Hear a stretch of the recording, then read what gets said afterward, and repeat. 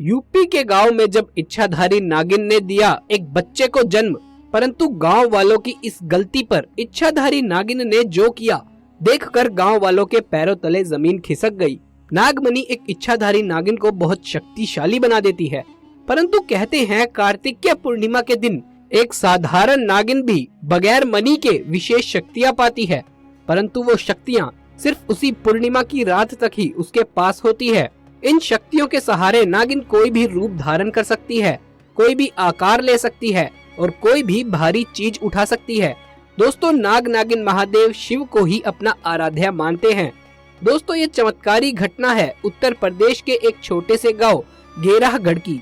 दरअसल ये घटना घटित हुई घेरागढ़ के मुखिया और वहां के सबसे धनी इंसान मनीष जी के साथ। मनीष करीब आज से 5 साल पहले एक साधारण एवं गरीब का जीवन व्यतीत किया करते थे। वो अक्सर जंगल में अपनी बकरियां चराने जाया करते थे। एक दिन बकरी चराते चराते वो जंगल के थोड़ा और अंदर निकल गए। उसी जंगल में एक इच्छाधारी नागिन अपने नाग के साथ एक विशाल पेड़ के पास रहा करती थी। वो नागिन गर्भवती थी। शाम का वक्त था और मनीष जब पेड़ के पास से गुजरा तो उसे वहाँ एक तेज चमकती हुई चीज दिखाई दी, परंतु साथ ही वो दोनों नाग नागिन भी उसे दिखाई दिए। उन्हें देख वो थोड़ा डर गया और तुरंत ही वहाँ से जल्दी से घर की ओर भागा। मनीष इतना घबराया हुआ था कि उस समय तो उसने पीछे मुड़कर तक नहीं देखा, परंतु उस रात उसके ध्यान में वो चीज जो चमक रही थी उसके ध्यान में बार बार आ रही थी। वो इतना तो समझ गया था कि वो हो ना हो कोई मूल्यवान चीज है और अगर वो मुझे मिल जाए तो मैं उसके सहारे धनवान हो जाऊंगा।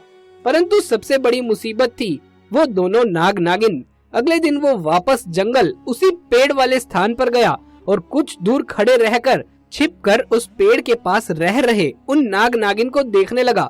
कुछ देर देखने के बाद उसने ध्यान दिया कि नागिन तो गर्भवती है। वो उस रात घर आकर सोचने लगा कि ये अच्छा मौका होगा, जब नागिन अपने बच्चे को जन्म देगी तभी वो नागमणि चुरा लेगा, क्योंकि उस समय नागिन कमजोर होगी, बस नाग को मारना होगा। दोस्तों, कहते हैं अगर किसी नाग के मुंह की तरफ गोबर मार दिया जाए तो वो अपना होश खो बैठता है। अब मनीष हर रोज गोबर लेकर उस विशाल पेड़ के पास पहुंचकर सही मौके का इंतजार करने लगा। एक दिन वो मौका भी आया जब नागिन अपने बच्चे को जन्म देने वाली थी। तभी चुपके से मनीष ने नाग के मुंह पर तेजी से गोबर मारा और फिर एक बड़े पत्थर से नाग को मार डाला। फिर उसने नागिन और उसके बच्चे को भी मार डाला और उस मणि को उठाकर जल्दी से घर की तरफ निकल पड़ा। परंतु उधर नागिन किसी तरह बच गई थी और अब बेहोश पड़ी थी। जब नागिन को होश आया और उसने अपने बच्चे और पति को मरा हुआ पाया तो उसके दुख दर्द का ठिकाना ही नहीं रहा। वो उस समय गुस्से से पागल हुई जा रही थी और उसने मनीष से बदला लेने की ठान ली थी। परंतु मणि चली जाने के कारण वो अपनी शक्तियों का प्रयोग नहीं कर सकती थी, परंतु अभी भी वो अपना रूप तो बदल ही सकती थी। इधर मनीष को जैसे ही नागमणि मिली उसका पूरा जीवन ही परिवर्तित हो गया। उसकी फसल इस बार काफी अच्छी हुई और काफी महंगे भाव में बिकी। उसकी तो जैसे लॉटरी लग गई हो, क्योंकि जो भी वो धंधा करता उसे हर जगह लाभ मिल रहा था और मनीष को पता था कि ये सब सिर्फ और सिर्फ उस नागमणि के भरोसे ही हो रहा है। गांव में हर जगह उसका नाम था। मनीष के इस रुतबे को देख एक अच्छा रिश्ता मनीष के लिए उसके पास के गांव से ही आया और मीरा नाम की एक सुंदर सी कन्या के साथ उसका विवाह संपन्न हुआ।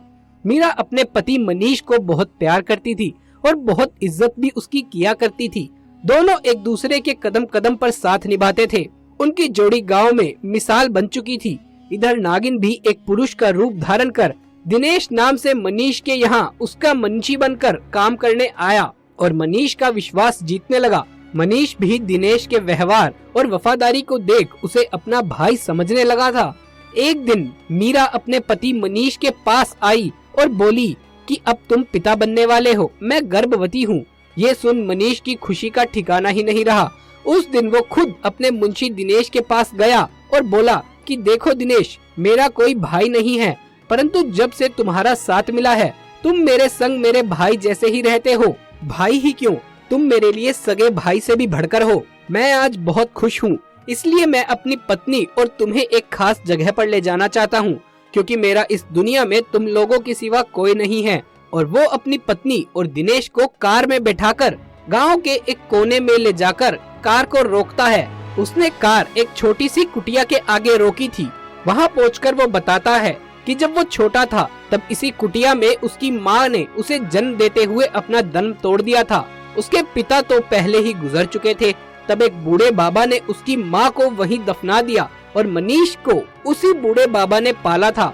मनीष बताता है कि जब भी उसके साथ कुछ भी बुरी घटना होती है या वो बहुत खुश होता है तो वो इसी कुटिया के पास आकर बैठता है।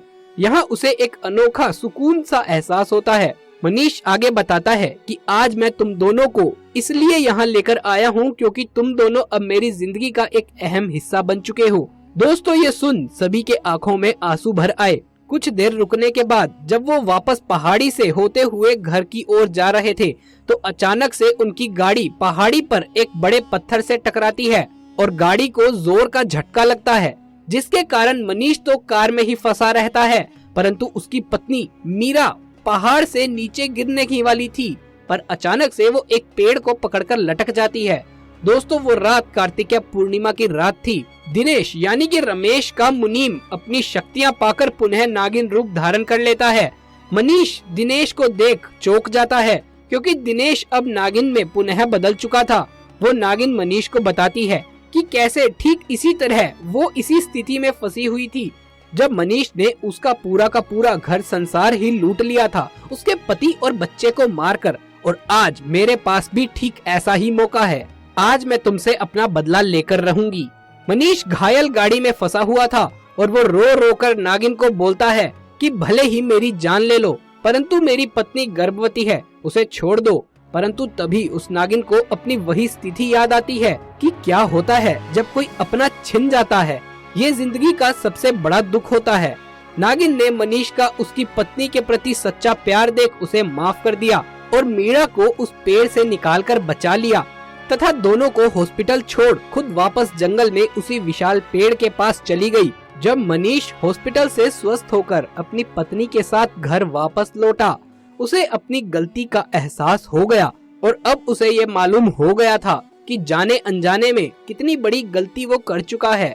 वो नागमणि को लेकर उसी विशाल पेड़ के पास गया और उस पेड़ के पास उस नागमणि को रख दिया और फूट फूट कर रोने लगा और शाम को वापस घर आ गया।